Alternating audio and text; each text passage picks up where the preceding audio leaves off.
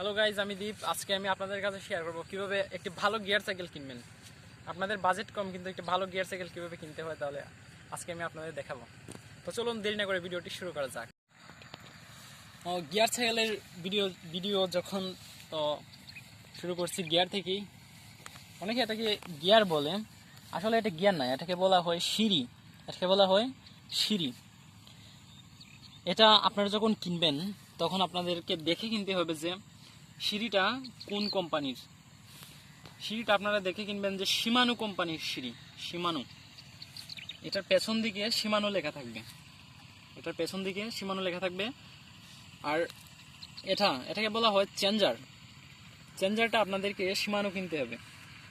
এই জায়গায় শিমানো লেখা থাকবে। আমারটা শিমানো কিন্তু মিটে গেছে, এটা একটু কিছুটা পুরানো হয়ে গেছে, তাই এটা মিটে গেছে। তাছাড়া আপনাদেরকে আরেকটা জিনিস দেখতে হবে, সেটা হচ্ছে বডিটা সবসময় হতে হবে অ্যালুমিনিয়ামের বডি হতে হবে।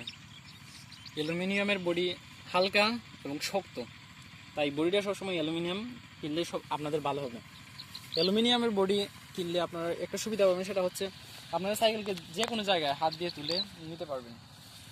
তারপর আপনাদেরকে দেখতে হবে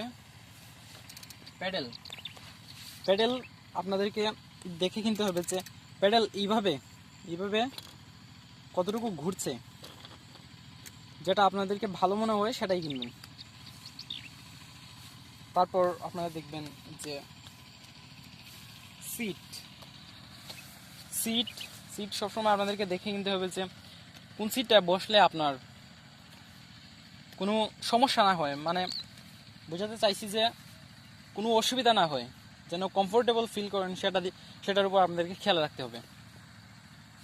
তারপর ব্রেক কোনটা নেবেন, ডিস্ক নেবেন নাকি প্রেসার ব্রেক। তো ডিস্কটা আমার কাছে ভালো মনে হয়েছে, দেখতে অনেকটা স্টাইলিস্ট। ডিস্ক ব্রেকই নেবেন আপনারা। ডিস্ক ব্রেকের মধ্যে আপনারা যেটা পাবেন সেটা হচ্ছে এই যে বডিটা স্টিলের কিনা ভালোভাবে চেক করে নেবেন। স্টিলের যদি হয় তাহলে এত সহজে নষ্ট হবে না।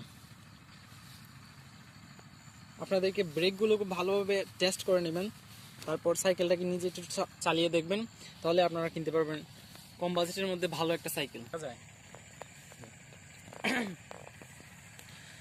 হ্যালো গাইজ, ভিডিওটি যদি ভালো লেগে থাকে তাহলে অবশ্যই সাবস্ক্রাইব করবেন আর লাইক দেবেন, আমাদের পাশে থাকবেন।